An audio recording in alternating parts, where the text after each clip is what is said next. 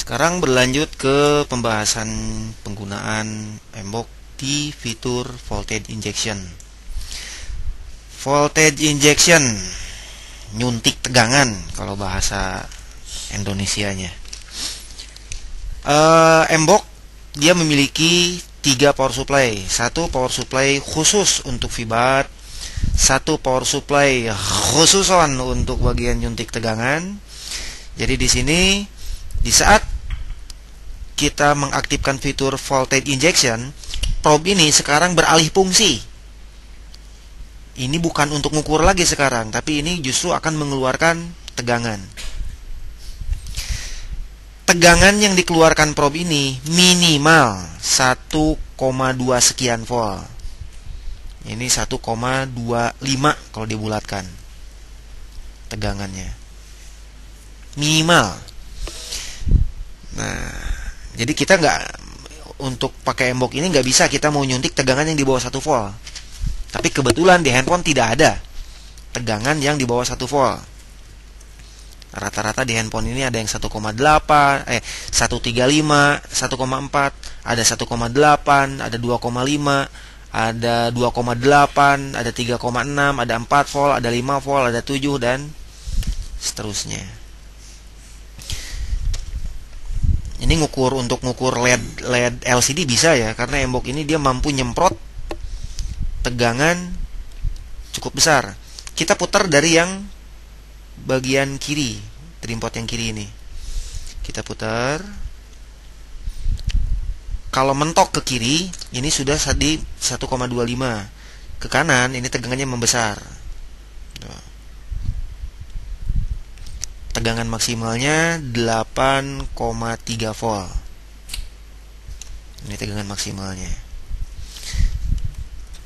Nah, tentunya kita akan menyesuaikan tegangan ini sesuai dengan yang kita butuhkan. Saya sudah rindu dengan bunyi SMS kayak tadi. Titit. Tahun berapa ini? Hah? Tahun 2011 lah ini. Teringat tahun berapa gitu. Sweet memory 3310. Ya, contoh ya. Saya di sini punya kasus BlackBerry Bold. Entah kenapa ini, mungkin karena pengalaman, mungkin ya karena sering.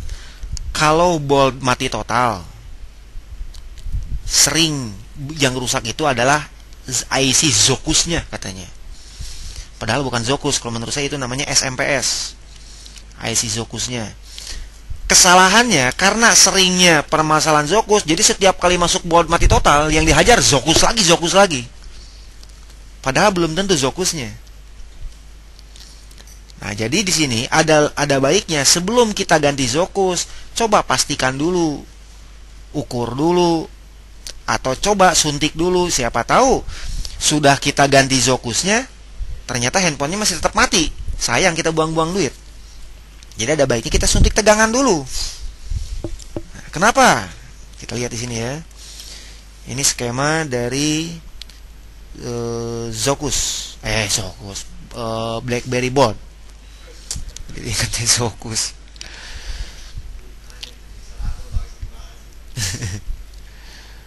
Nah, CPU BlackBerry dia butuh tegangan.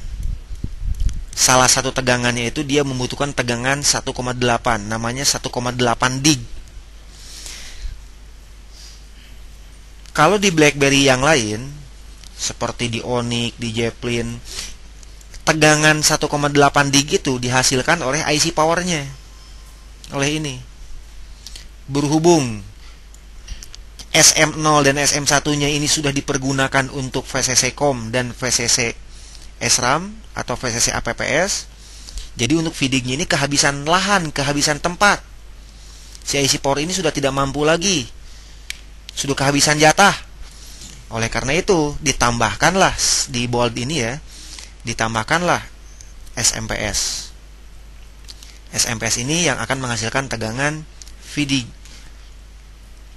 Memang katanya ininya yang rusak. Contohnya kasus handphone ini. Ini datang ke teknisi, kemudian karena biasa yang rusak SMPS-nya, langsung dia cabut SMPS-nya. Ini sudah dicabut. Nih. SMPS-nya yang ini. Ini sudah dicabut. Cabut tentunya dia udah ganti.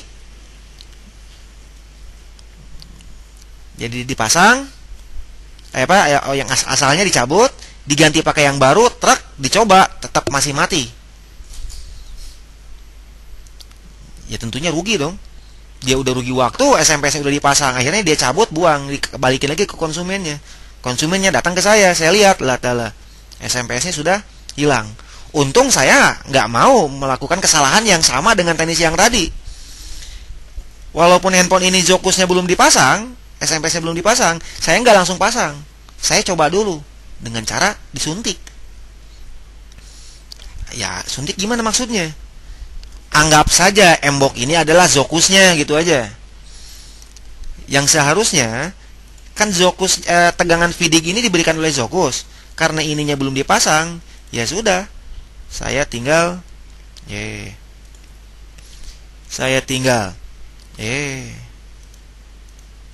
pasangkan USB ini. Bentar dulu. Tadi feeding itu 1,8 ya. Jadi kita putar dulu ininya di 1,8. Putar.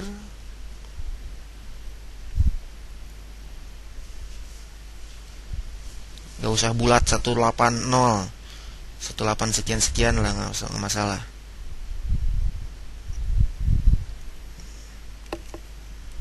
Ini obengnya kekecilan. Nah, ini ya misalkan. Sekarang ini nyemurin tegangan, sudah bukan mengukur lagi, tapi mengeluarkan tegangan. Sekarang pasang USB-nya ke sini. USB-nya lain. USB-nya yang ini nih. Bolt ini cukup gede. Nah, jangan dicolokkan USB-nya dulu. Suntikan dulu ke kapasitor yang ini. Feedingnya C1088. C1088. Ini kan? Ini cabut.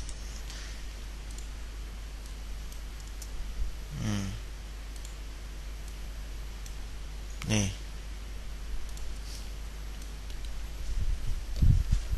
Yang ini. Pasang pasang USB, tak. Kemudian set ininya di voltage injection.